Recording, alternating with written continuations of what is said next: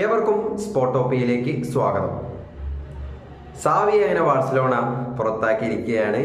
പുതിയ കോച്ചായിട്ട് ഫ്ലിക്കിനെയാണ് അവർ നിയമിച്ചിട്ടുള്ളത്. അപ്പോൾ ഈ ഒരു തീരുമാനത്തിൽ എന്താണ് നമ്മുടെ നിലപാട് എന്നുള്ളത് വ്യക്തമാക്കാൻ വേണ്ടിയിട്ടാണ് നമ്മൾ ഈ ഒരു വീഡിയോ ചെയ്യുന്നത്. പേഴ്സണലി സാവിയെ പുറത്താക്കുന്നതിൽ ഒരുപാട് വിയോജിപ്പുകളുണ്ട്. ഞാൻ പറയുന്നു, ഒരിക്കലും സാവിയുടെ മാനേജിങ് കരിയർ വളരെ നല്ലൊരു കരിയറാണെന്ന് പറയുകയല്ല. പക്ഷേ നമ്മളൊരു മനുഷ്യനെ ട്രീറ്റ് ചെയ്യുന്നത്, നമ്മളൊരു കോച്ചിനെ ട്രീറ്റ് ചെയ്യുന്ന രീതിയിലുള്ള എതിർപ്പുകളാണ് നമ്മൾ വ്യക്തമാക്കുന്നത്. അത് തീർച്ചയായും ശരിയായില്ല. അത് വല്ലാത്ത ജാതി ഒരു തോന്നിയാസായി പോയി എന്നുള്ളത് തന്നെയാണ് നമുക്ക് പറയാനുള്ളത്. കാരണം സാവി ജനുവരിയിൽ ഓൾറെഡി ബാഴ്സലോണയിൽ വിടാൻ നിന്നതാണ്. പുള്ളിക്കാരൻ എനിക്ക് പറ്റുന്ന ജോലിയല്ല, ഞാൻ കുറച്ചും കൂടിയൊക്കെ പഠിച്ചിട്ട് കുറച്ചും കൂടി ബാലപാഠങ്ങൾ പഠിച്ചിട്ട് വീണ്ടും എൻ്റെ തട്ടകത്തിലേക്ക് എന്നെ തിരിച്ചു വരാം എന്നുള്ള ലെവലിലായിരുന്നു പുള്ളിക്കാരൻ ആദ്യം ജനുവരിയിൽ സംസാരിച്ചത്. അപ്പോൾ ബാഴ്സലോണയുടെ പ്രസിഡന്റ് ആയിട്ടുള്ള ലെപ്പോർട്ട് പോയിട്ട് ജമോനെ അവിടെ നിൽക്ക്, നമുക്ക് ഒന്നുകൂടി കാണാണ്ട്, നമുക്ക് കുറച്ചുകൂടി കാര്യങ്ങൾ പഠിക്കാണ്ട്, ഇവിടെ തന്നെ നിൽക്ക്, ബാഴ്സലോണയിൽ ഇനിയും കുറച്ച് കാലം കൂടി വേണം എന്നുള്ള രീതിയിൽ ലെപ്പോർട്ട് പോയിട്ട് സാവിയോട് പറയുന്നു. അപ്പോൾ പാവം സാവി ഓക്കെ, നമ്മുടെ സ്വന്തം ക്ലബ്ബല്ലേ, അതുകൊണ്ട് കുറച്ച് കാലം കൂടി ഇവിടെ നിൽക്കാം എന്നുള്ള ലെവലിൽ സാവിയോടെ നിൽക്കുകയാണ്. പക്ഷെ പിന്നെയും UCL കളിക്കുന്നു, നല്ല പെർഫോമൻസ് കാഴ്ചവെക്കുന്നു. അപ്പോൾ UCL ഇപ്പോൾ ഒരു റൗണ്ട് ഓഫ് 80 എത്തിയെങ്കിലും നമുക്ക് മനസ്സിലാവും സാവി മികച്ചൊരു കോച്ചാണെന്നുള്ള രീതിയിലല്ല നമ്മൾ സംസാരിക്കണത്. പക്ഷേ അപ്പോൾ വളരെ നല്ലൊരു നേട്ടമൊക്കെ ഉണ്ടാക്കി നിൽക്കുകയാണ്. അതിനുശേഷം ലെപ്പോർട്ട് വന്നിട്ട് പറയുകയാണ്, ഞാൻ ഇനി സാക്കിയാൻ പോകുന്നു കേട്ടോ, ഇനി എന്നെ വേണ്ട ക്ലബിന് എന്നുള്ള രീതിയിൽ സംസാരിക്കണം. അപ്പോൾ അതിനുശേഷം ഇതിൻ്റെ പിന്നാമ്പുറത്ത് കൂടെ കയറി ചേർന്നിട്ട് ഫ്ലിക്കിനെ പോയിട്ട് ലെപ്പോർട്ടെ പോയി സൈൻ ചെയ്യാണ്. അപ്പോൾ ഇത് എമ്മാതിരി തോന്നിയാസാണ് ഇങ്ങനെ കാണിച്ചു കൂട്ടുന്നത്. എന്താണ് ഇതിൽ അർത്ഥം എന്നുള്ളതാണ്. ഒരു പ്രൊഫഷണൽ ആയിട്ടുള്ളൊരു ഫുട്ബോൾ ക്ലബ്ബാണ് ബാഴ്സലോണ. ആ ബാഴ്സലോണയെ ഇപ്പോഴും നെഞ്ചേറ്റുന്ന, സ്നേഹിക്കുന്ന, ആരാധിക്കുന്ന ഒരു കൂട്ടം ആരാധകരുണ്ട് എന്നുള്ളത് നമ്മൾ മനസ്സിലാക്കണം. അപ്പൊ സാവി അവിടെ മാറ്റി നിർത്തട്ടെ, നമ്മൾ മെസ്സിയോട് എന്ത് ചെയ്തു എന്നുള്ളത് നമുക്ക് എല്ലാവർക്കും അറിയാവുന്ന ഒരു കാര്യമാണ്. സാലറി വളരെ കൂടുതലാണ് മെസ്സിക്ക് എന്നുള്ള രീതിയിൽ ലെപ്പോർട്ടെ വന്നിട്ട് സംസാരിക്കുന്നുണ്ട്. അപ്പം മെസ്സി പിന്നീട് പറയുന്നത്, ഞാൻ എൻ്റെ സാലറിയുടെ 50% വരെ കട്ട് ചെയ്യാം, എൻ്റെ ക്ലബിന് വേണ്ടി ഞാനത് ചെയ്യാം, വരും കാലഘട്ടങ്ങളിൽ എനിക്ക് കുറച്ച് എമൗണ്ട് കൂട്ടി തന്നാൽ മതി എന്ന് മെസ്സി ഒരു ബിഡ് വെക്കുന്നുണ്ട്. അപ്പോഴും ലെപ്പോർട്ടെ ഓക്കെ സംഭവം ഓക്കെ ശരി എന്നുള്ള രീതിയിലൊക്കെ സംസാരിച്ചിട്ട് ബാഴ്സലോണ ആരാധകരോടൊന്ന് പറയും, പിന്നാമ്പുറത്ത് കൂടെ വേറൊന്ന് ചെയ്യുന്ന ഒരു പണിയാണ്, ശരിക്ക് ഒരു അമ്മാവൻ പണിയാണ് ശരിക്കും ലെപ്പോർട്ടെ ബാഴ്സലോണയിൽ കാഴ്ചവെക്കുന്നത്. ഈ ബാഴ്സലോണയിലെ ഈ ലെപ്പോർട്ടെ കാഴ്ചവെക്കുന്ന ഈ തോന്നിവാസം ഉണ്ടല്ലോ, അതന്നെയാണ് ശരിക്കും ക്ലബിനെ നശിപ്പിക്കുന്നത് എന്നുള്ളതാണ്. എന്നെ പോലെ ഒരുപാട് ആരാധകർ ബാഴ്സലോണയെ എപ്പോഴും സ്നേഹിക്കുന്നുണ്ട് എന്നുള്ളതാണ് നാം മനസ്സിലാക്കുന്നത്. അപ്പോൾ ഇതുപോലത്തെ തോന്നിവാസങ്ങൾ കാണിച്ചു കൂട്ടുമ്പോൾ ക്ലബിൻ്റെ തകർച്ചയിലേക്കാണ് പോകുന്നുള്ളത് എന്നതുകൂടി ലെപ്പോർട്ടെ മനസ്സിലാക്കുന്നത് നന്നായിരിക്കും എന്നാണ് എനിക്ക് പറയാനുള്ളത്. ഇനി അടുത്തത്, നമ്മൾ ലെപ്പോർട്ടയുടെ തോന്നിവാസങ്ങളൊക്കെ നമുക്കറിയാവുന്നൊരു കാര്യം തന്നെയാണ്. അത് വീണ്ടും വീണ്ടും തുടർന്ന് പോയിക്കൊണ്ടേയിരിക്കുകയാണ്. മെസ്സിയുടെ കാര്യത്തിൽ മെസ്സി പൈസ കൊടുക്കാൻ സാലറി ഇല്ല എന്നുള്ള രീതിയിലൊക്കെ പറയുന്ന അതേ നിമിഷത്തിൽ അപ്പുറത്ത് അന്റോണിയോ ഗ്രീസ്മാനെയും ഡിജോങ്ങിനെയൊക്കെ 75-90 മില്യൺ സൈൻ ചെയ്ത ക്ലബ്ബാണ് ബാഴ്സലോണ. അപ്പോൾ ഇതും കൂടി നമ്മൾ നോക്കേണ്ടതുണ്ട്.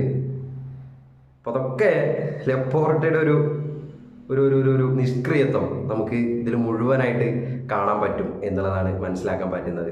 ഇതേ സാധനം തന്നെയാണ് പുള്ളിക്കാരൻ സാവിയോടും ചെയ്തിട്ടുള്ളത്. സാവി ആകട്ടെ ബാഴ്സലോണ എന്ന് പറഞ്ഞു കഴിഞ്ഞാൽ പുള്ളിക്കാരന് അതിന്മേൽ വേറെ വികാരമല്ലേ.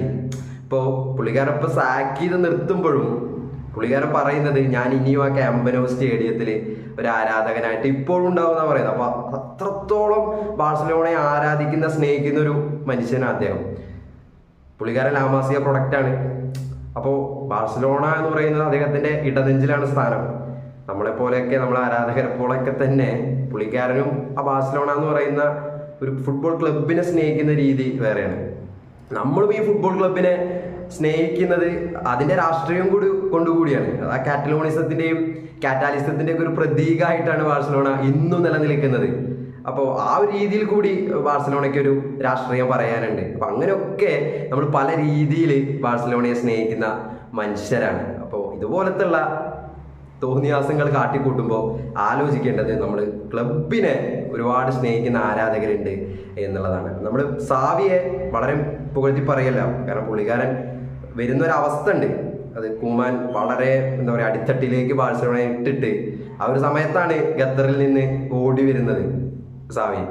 അപ്പോൾ അവിടെ എത്തി 9ാം സ്ഥാനത്ത് ഉണ്ടായിരുന്ന ബാഴ്സലോണയെ 2ാം സ്ഥാനത്തേക്ക് എത്തിച്ചു. അതിനുശേഷം അടുത്ത സീസണിൽ ലാ ലീഗ കിരീടം നേടിക്കൊടുത്തു, സൂപ്പർ കോപ്പ നേടിക്കൊടുത്തു. പിന്നീട് ഇപ്പോൾ UCLന്റെ ഒരു ക്വാർട്ടർ ഫൈനലിലേക്ക് അവരെത്തി. അപ്പോൾ അതൊക്കെ സാവിയെ സംബന്ധിച്ചിടത്തോളം ചരിത്രമാണ്, അതൊന്നും നമ്മൾ മാറ്റി നിർത്താൻ പറ്റില്ല. പക്ഷേ സാവി മികച്ചൊരു കോച്ചാണോ എന്ന് ചോദിച്ചു കഴിഞ്ഞാൽ അതിന് അബ്സല്യൂട്ട്ലി നോ എന്ന് തന്നെ പറയേണ്ടി വരും. കാരണം അദ്ദേഹത്തിന്റെ ഒരു ഡിഫൻസീവ് കരിയറൊക്കെ, ഒരു ഡിഫൻസീവ് മേഖലയിലുള്ള പുള്ളിക്കാരൻ്റെ ഒരു പങ്കാളിത്തമൊക്കെ ഭയങ്കര ലോ ആണ്. അത് നമുക്ക് പറയാതിരിക്കാൻ പറ്റില്ല. കാരണം ഒരു ഹൈലൈൻ ഡിഫൻസ് ആണ് പുള്ളിക്കാരൻ എപ്പോഴും കളിക്കളത്തിൽ വെക്കാറ്. അത് പലപ്പോഴും നിരാശയായിട്ട് ബാഴ്സലോണയ്ക്ക് പിന്നീട് ബാധിച്ചിട്ടുണ്ട് എന്നുള്ളതാണ് നമ്മൾ മനസ്സിലാക്കേണ്ടത്. പല മത്സരങ്ങളിലും ഇപ്പോൾ പ്രത്യേകിച്ച് റയലിനെ പോലുള്ള എതിരാളികൾക്ക് എതിരുള്ള മത്സരത്തിൽ നമ്മൾ അത് കണ്ടതാണ്. ഹൈലൈൻ ഡിഫൻസിൽ എത്രത്തോളം പ്രശ്നങ്ങൾ ആ ഡിഫൻസിൽ ഉണ്ടാക്കേണ്ടത് എന്നുള്ളത്. അത് തന്നെയാണ് ബാഴ്സലോണയെ സംബന്ധിച്ചിടത്തോളം വലിയൊരു പ്രശ്നമായിട്ട് മാറിയിട്ടുണ്ടായിരുന്നത്. അതുപോലെ തന്നെ ഒബമയാങ്ങിന്റെ ഒരു പ്രസൻസ് വളരെയധികം ഇൻവോൾവ്ഡ് ആയിരുന്നു ബാഴ്സലോണയുടെ ആ ലാ ലീഗ കിരീടം നേടുമ്പോൾ എന്നുള്ളത് കൂടി നമ്മൾ കാണേണ്ടത്. അതുപോലെ തന്നെ ഡെംബലയുടെ ആ ഒരു പ്രസൻസ്, കാരണം അവർ കൊടുക്കുന്ന ആ ക്രോസുകൾ ബാഴ്സലോണയെ സംബന്ധിച്ചിടത്തോളം അവരുടെ മുന്നേറ്റത്തിന് സഹായിച്ചിട്ടുണ്ട് എന്നുള്ളത് തന്നെയാണ് എനിക്ക് പറയാനുള്ളത്. അപ്പോൾ അങ്ങനെ ഒരു ക്രോസ് കൊടുക്കുന്ന ഒരാൾക്കാർ ഇപ്പോൾ നിലവിൽ ബാഴ്സലോണയിൽ ഇല്ല. ഇപ്പോൾ റഫീനയ്ക്കായാലും ഫെറാൻ ടോറസിനൊന്നും ആയാലും ഫെലിക്സിനൊന്നും ആയാലും ആ ഒരു രീതിയിലൊരു പ്രകടനം കാഴ്ചവെക്കാൻ കഴിയുന്നില്ല. അത് ബാഴ്സലോണയെ പിന്നോട്ട് അടിക്കുന്നുണ്ട്. അതുപോലെ തന്നെ ഡിഫെൻസീവിൽ ഒരു തന്ത്രം പ്രത്യേകിച്ച് സാവിക്കില്ല. അപ്പോൾ അതും സാവിയുടെ ഒരു പ്രശ്നമാണ്. പക്ഷെ പുള്ളിക്കാരനെ തേച്ചു മിനുക്കിയെടുത്താൽ വരാവുന്നതന്നെ ഉള്ളൂ സാവി. അത് ഒരു 2-3 വർഷം കരിയർ എക്സ്പീരിയൻസ് ആക്കി നേടിയെടുത്തു കഴിഞ്ഞാൽ ചിലപ്പോൾ ബാഴ്സലോണയിലേക്ക് തിരിച്ചു വരുമ്പോൾ വല്ലാത്ത ജാതി വേറൊരു പെർഫോമൻസ് ചിലപ്പോൾ സാവിക്ക് കാഴ്ചവെക്കാൻ പറ്റും. പക്ഷേ ഇനി എന്തായാലും സാവി ബാഴ്സലോണയിലേക്ക് വരുമോ എന്നുള്ളതാണ് ഡൗട്ട്. കാരണം ഖത്തറിൽ നിന്ന് ഓടി വന്നിട്ട് അത്തരം കൊടുത്തിട്ട് വിട്ട അവസ്ഥയാണ് പ്രത്യേകിച്ച് സാവിയെ സംബന്ധിച്ചിടത്തോളം. അപ്പൊ സാവി ഇനി ബാഴ്സലോണയിൽ ഒരു കോച്ചിങ് അങ്ങോട്ട് കൊടുക്കാന്ന് പറഞ്ഞാലും ഞാൻ അല്ല മക്കളെ ഞാൻ പോവാണ് എന്നുള്ള രീതിയിലായിരിക്കും സംസാരിക്കാൻ സാധ്യത കൂടുതൽ. കാരണം അമ്മാരി ചെയ്ത്താണ് സാവിയോട് ചെയ്തിട്ടുള്ളത് എന്നാണ് നാം മനസ്സിലാക്കുന്നത്. ഇനി നമ്മൾ ഫ്ലിക്കിലേക്ക് വരുമ്പോൾ ഫ്ലിക്ക് ഒരു ജർമ്മൻ കോച്ചായിട്ടാണ് ഇപ്പോൾ ലേറ്റസ്റ്റ് ആയിട്ട് ഉണ്ടായിരുന്നത്. ജപ്പാനെതിരെയുള്ള തോൽവിക്ക് ശേഷം പുള്ളിക്കാരനെ സാക്ക് ചെയ്യുന്നത് നമ്മൾ കണ്ടു. ഫ്ലിക്കിനെ സംബന്ധിച്ചിടത്തോളം ബയൺ മ്യൂണിക്കിൽ മികച്ച റെക്കോർഡാണ്, പ്രത്യേകിച്ച് ബാഴ്സലോണയ്ക്കെതിരെ. അത് ബാഴ്സലോണ ആരാധകർക്ക് പറഞ്ഞു കൊടുക്കേണ്ട ആവശ്യമില്ലല്ലോ. 8-2 വിജയമൊക്കെ നേടും, അതിനുശേഷം സെക്സ്റ്റപ്പിൾ നേടുന്നു, മികച്ചൊരു കോച്ചാവുന്നു. ഫ്ലിക്കിലേക്ക് വരുമ്പോൾ ഫ്ലിക്കിന്റെ ഏറ്റവും വലിയൊരു ക്വാളിറ്റി എന്ന് പറയുന്നത് അദ്ദേഹം നല്ല രീതിയിൽ പ്ലെയേഴ്സിനെ മെയിൻറ്റെയിൻ ചെയ്യാൻ കഴിയുന്ന ഒരു കോച്ചാണ്. അതുപോലെ തന്നെ പുള്ളിക്കാരന് ലാമാസിയ പ്രൊഡക്റ്റിനെ കുറച്ചും കൂടി നല്ല രീതിയിൽ ഇന്നോവേറ്റീവായിട്ട് മുന്നോട്ട് കൊണ്ടുവരാൻ കഴിയുന്നൊരു കോച്ച് കൂടിയാണ് എന്നാണ് എനിക്ക് പേഴ്സണലി തോന്നിയിട്ടുള്ളത്. കാരണം ബയൺ മ്യൂണിക്കിലായാലും യുവതാരങ്ങൾക്ക് കൊടുക്കുന്ന ഒരു പ്രാധാന്യം പുള്ളിക്കാരൻ വേറൊരു രീതിയിലാണ് പുള്ളിക്കാരൻ കൊടുക്കുന്നത്. അപ്പോൾ അതെന്തായാലും പുള്ളിക്കാരൻ നല്ല രീതിയിൽ മെയിൻറ്റെയിൻ ചെയ്യും. പക്ഷേ ഇവിടെ ഒരു പ്രശ്നമായിട്ട് എനിക്ക് തോന്നിയിട്ടുള്ളത് പുള്ളിക്കാരൻ കുറച്ചുകൂടി അറ്റാക്കിംഗ് മെൻറ്റാലിറ്റിയുള്ള ഒരാളാണ്. അപ്പോൾ ഇതുപോലെ പന്ത് ഹോൾഡ് ചെയ്ത് കളിക്കുന്ന ഒരു ശൈലിയാണ് പ്രത്യേകിച്ച് ബാഴ്സലോണയുടേത്. അപ്പോൾ ആ ഒരു ശൈലിയിലേക്ക് ഫ്ലിക്ക് അഡാപ്റ്റ് ആവുമോ എന്നുള്ളത് നമ്മൾ കണ്ടന്നെ അറിയണം. അതൊരു പ്രശ്നമായിട്ട് തന്നെയാണ് ഞാൻ പറയുന്നത്. കാരണം സ്പെയിനിൻ്റെ പ്രത്യേകിച്ച് ബാഴ്സലോണയുടെ കളി രീതി എന്ന് പറയുന്നത് പൊസഷൻ ബേസ്ഡ് കളിയാണ്.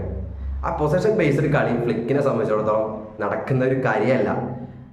പുള്ളിക്കാരൻ ഭയങ്കര അറ്റാക്കിംഗ് മെൻറ്റാലിറ്റിയുള്ളൊരു മനുഷ്യനാണ്. അപ്പോൾ പൊസഷൻ ബേസ്ഡ് ആയിട്ട് വളരെ മെല്ലെ കുറിയ പാസുകൾ നൽകി പന്ത് മുന്നോട്ട് പോകുന്നൊരു രീതിയാണ് പ്രത്യേകിച്ച് ബാഴ്സലോണയെ സംബന്ധിച്ചിടത്തോളം. അത് വർക്കാവുമോ എന്നുള്ളത് നമ്മൾ കണ്ടറിയേണ്ട ഒരു കാര്യം തന്നെയാണ്. അപ്പോൾ എന്തായാലും നമുക്ക് എന്തൊക്കെ ഭാവിയിൽ നടക്കും എന്നുള്ളതൊക്കെ നമ്മൾ കണ്ടറിയാം. എന്തായാലും സാവിയുടെ ഈ ഒരു കേസിൽ എനിക്ക് പറയാനുള്ളത് അത് വല്ലാത്ത തോന്നിയാസാണ്, വല്ലാത്ത പോക്രിത്തരാണ് എന്നുള്ളത് മാത്രം പറഞ്ഞുകൊണ്ട് നമ്മൾ ഈ വീഡിയോ അവസാനിപ്പിക്കുകയാണ്. ഈ വീഡിയോ ഇഷ്ടപ്പെട്ട് കഴിഞ്ഞാൽ ഒന്ന് ലൈക്ക് ചെയ്തേക്കുക, ചാനൽ സബ്സ്ക്രൈബ് ചെയ്യുന്ന കാര്യം ഒന്ന് മൈൻഡിൽ വെച്ചേക്കുക. അപ്പോൾ പുതിയൊരു വീഡിയോ ആയിട്ട് നമുക്ക് വീണ്ടും കാണാം. അതുവരേക്കും ഗുഡ് ബൈ.